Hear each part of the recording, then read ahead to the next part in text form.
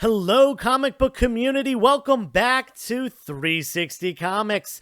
My name is Joe, and as you can see by this beautiful book sitting next to me, we're going to be talking about Silver Age today. I recently picked up a collection of comics, about 150 books from the 1960s, all Marvel, all in great condition for the time period they came out. And of course, there were tons of keys, including 5 big ones that I'm saving for the end of this video, so stay tuned.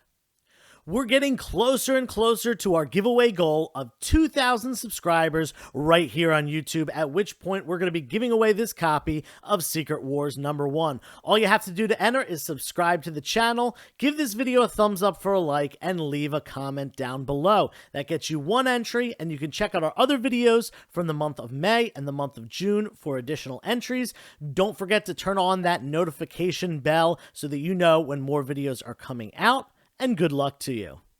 You may remember recently I put out 2 videos about acquiring some Bronze Age books from one seller on 2 different meetups with him, and these books are from the same guy. Long story short, he used to own a pawn shop. He had acquired a large comic collection many years ago, and it had been in storage all this time. Since then, the shop had closed down. He's no longer doing that as a business, but he had these books in storage and is looking to get rid of them. He didn't want to sell me everything at once because he kind of felt like he would get better prices doing it a chunk at a time, which is totally fair.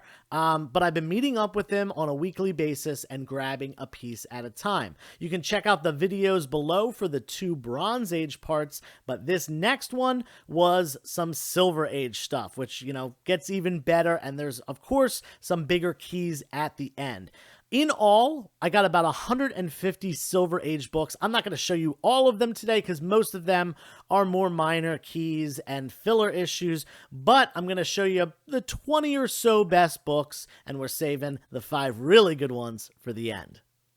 First up, we're starting off strong here with Fantastic Four number 47. Not only is this the second appearance of Black Bolt and the first appearance of his brother Maximus, it is also the first teaser mention of Galactus, a huge villain in the Marvel Universe.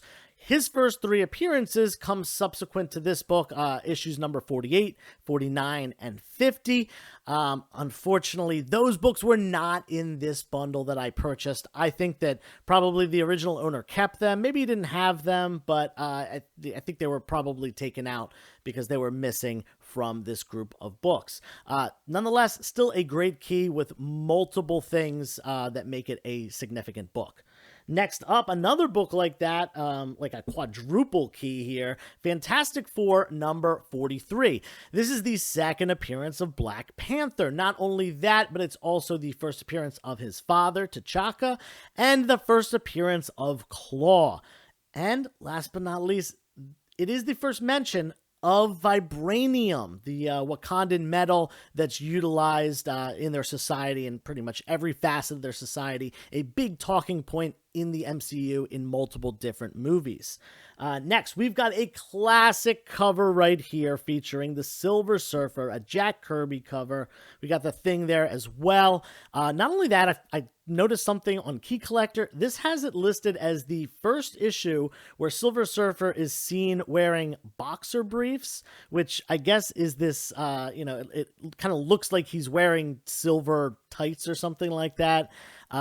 Shorts, but I never really realized that sometimes he's depicted like that and sometimes he is not, but pretty cool little instance that they mention on Key Collector. Next up, this book is amazing.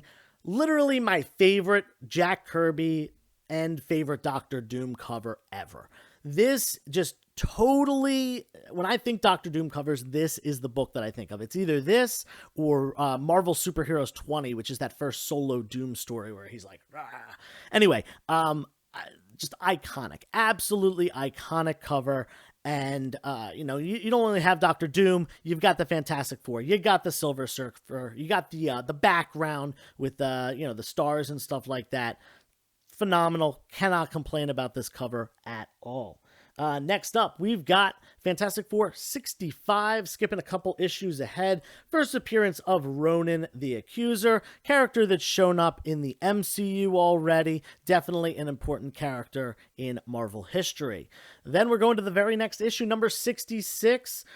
The origin story of him, who becomes Adam Warlock. This is kind of the initial segue into him coming out of his cocoon, which, spoiler, you'll see some of that later. Anyway, Fantastic Four number 72 is next, and this is like really the only Kirby cover that, in my eyes, goes up against that Doctor Doom one that I just showed. This is so awesome with the Silver Surfer front and center. We got the Watcher in the background with this red and black background. The Silver Surfer pops so hard. This, looking at it, this does not seem like a book from the 1960s. It seems like a book that is much more recent because of all that pop on the cover. Love it. Definitely up there in my favorite Jack Kirby covers. Maybe I'm going to do a video on Jack Kirby covers.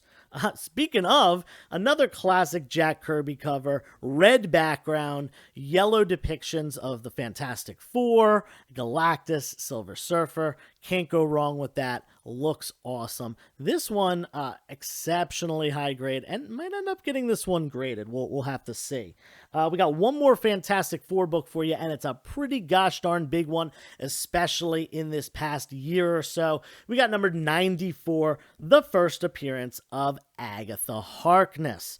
Now, she was in WandaVision. That was an awesome introduction to this character for most people. Unless you're really a comic reader, it's not like she was in...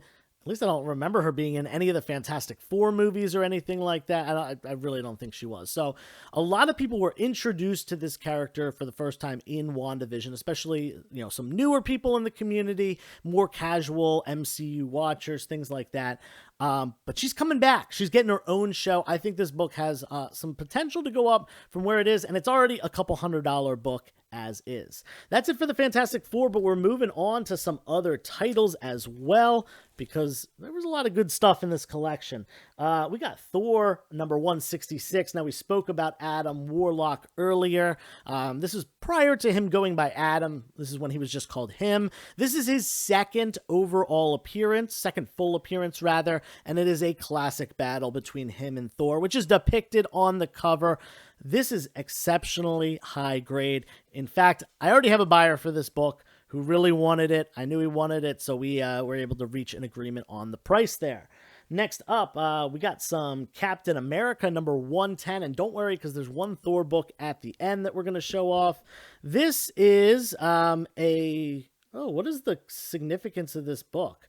Hold on one second. I'm going to actually have to look this one up on Key Collector. I am not much of a Captain America guy, and I totally forget the key significance of this book, but we're going to find it out in just a second. This is, the first appearance of Madam Hydra. I don't know why I forgot that one. First appearance of Madam Hydra, great cover, early Cap stuff. Remember, Cap started at issue 100. That's when he got his own solo title. So this is basically issue number 11 of the Captain America solo title from the Silver Age, real early, and it's got a great Hulk cover. It also has a minor other key significance that it's the first appearance of Rick Jones as Bucky, as the fourth Bucky. I don't really remember exactly. Anyway, we're moving on. We got an Avengers book right here. Avengers number 69. This is the first cameo appearance of Squadron Sinister. They end up making their full appearance in the very next issue number 70. And this book, just like the second Adam Warlock, this is also accounted for already by a buddy of mine who's a very big fan of the Squadron Sinister. So that is put aside for him, and it's a beautiful copy, as you can see. Next, we've got the Avengers number 80. 10 issues later, first appearance of Red Wolf. A lot of people speculating on this character. Given they're trying to do a lot of representation and give everyone a character that they can really, really relate to, Red Wolf would be a great Native American character to do so with. So we'll see if that ends up happening. Either way, Great book to have. Moving on, we had some Squadron Sinister stuff. How about some Squadron Supreme? Their first appearance in Avengers 85. Really awesome cover as well. Love that the cover that makes the characters pop really nicely with that orangey background. Last book before we get to the really nice stuff. This is Avengers number 87. One of my favorite covers from this era. Featuring T'Challa, yellow background, makes him pop really nicely, and this is the origin story of Black Panther. Such a great key to pick up, especially if, that first appearance of T'Challa is out of your price range. Let's get into those big ones now, though. These are all really nice books. Everything I showed so far has a minimum price tag of like $100. I don't know if you can really see in the video, but the condition of all those books was fantastic, and I was no pun intended with the Fantastic Four books. The worst stuff in this collection was like a 6.0. The best stuff is like 9.0, maybe even a little bit better than that. So we'll talk about that in a second, but we got some Fantastic Four again. Number 67, you probably kind of thought that this might have been in there because the 66 was in there, and there's some Adam Warlock, all that stuff. This is the first cameo appearance of him coming out of that cocoon, featured on the front. Really great stuff. They did a big lead up. There were basically 4 cameo appearances and aspects, key issues before the first full appearance. So really great book here. Speaking of that first full appearance, that was in there. This is the big book you want if you're collecting him, Adam Warlock. This is the first full appearance. Not only that, he's on the cover, and it's a great cover as well. Guys, I could not believe the condition of this book. I actually thought that this might be fake. It is not. I did some, really, really fine examinations and stuff like that. This is just exceptionally high grade. This is one of those that could be possibly 9.0 plus, at which point this book is worth several $1,000s. This one is definitely going off to CGC. Gonna get graded, not one that I'm gonna sell raw, and probably I think I'm going to just keep this one in my personal collection. I think it is just such a great book, and in this high of a grade, I probably won't ever be able to find something like that again in the wild like I found this. But there's more!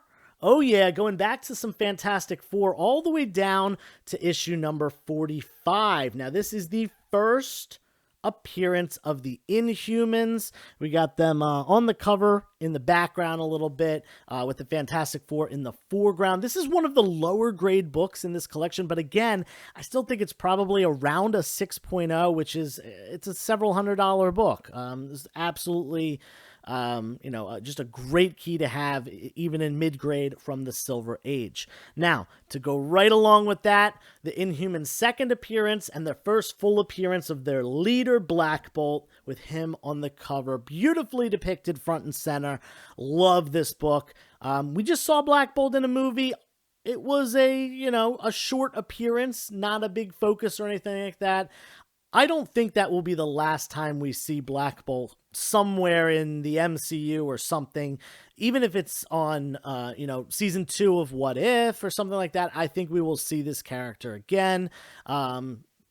Nonetheless, he's just a mainstay in the Marvel world. Even if he's not in the movies, this is still a fantastic key.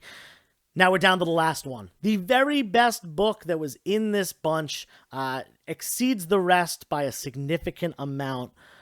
I bet you can probably guess what it is, because I told you there was no Silver Surfer in Galactus. Think about what else could be in there. There's only one other book from this era and these runs that would be this big, and that is this right here. Fantastic Four, number 52, the first appearance of T'Challa, the Black Panther. And oh my god, it is so nice. It is in such great shape.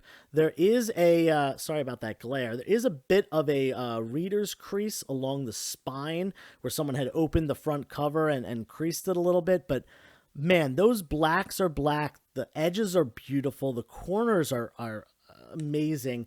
I have to think that even with that little crease on the side, this book probably is at least a 7.0. Which once we're getting up there, we're getting north of $3,000 for this book. That's once graded, not raw. So this is again a book that I am absolutely sending in after a clean and press, and very, very likely just keeping this one in the personal collection because, again, I will probably never find the copy this nice ever again in the wild. In fact, I almost bought a 4.0 a couple months ago. I ended up waiting, saying maybe I'll find the book. Who knows? Maybe I'll get lucky. And look at that. The patience definitely paid off here. A much nicer copy. I bet you're wondering how much I paid for all this. So everything I showed you in the video today, plus, remember, there were about 120 more books. It was probably somewhere between 130 and 150 total Silver Age books. Tons of minor keys in there. And honestly, even the filler issues, a lot of them are worth $20, $25, $30 just because of the age of the books and the really nice condition. All in all, for the Silver Age stuff, I paid $2,700 for what you saw today, plus all the rest of the stuff. I got a fantastic deal, and I wasn't even making offers. I asked the guy, what do you want for this? He had done some research and kind of knew what they sold for, but he didn't want to piece it off. He's not in the business to do so anymore. He's doing something else. And he said, you seem to be into comics. You're willing to pay me what price I want. I'm going to name the price. Here it is. This is what I want. He was firm on it. He was firm on those prices. And I've given him what he wanted every time because every time it is a good deal for me. Certainly room for me to make money, especially sending some of this stuff out to CGC. Can't complain about that. Like I said, if this book comes back, 7.0, 7.5, like I think it might, this book might be worth about as much as I've paid, or maybe even a little bit more than I paid for everything so far. So we're gonna take some time. Obviously, I've got more expenses on the horizon. It's not just buying them, it's cleaning and pressing. It's sending them to CGC. It's the wait time at CGC. So those things are all taken into account here. I hope you enjoyed this video. I am so stoked to have a lot of these books that I never thought I would have in this high of a grade. This is why it is worth it to continue to search for books out in the wild and network and talk to people. Make sure you go down below and check out in the description the other videos of books that I've gotten from this guy. And make sure you like this video and those videos and leave a comment on them for an entry into our giveaway. And until next time, turn the page, wash your hands.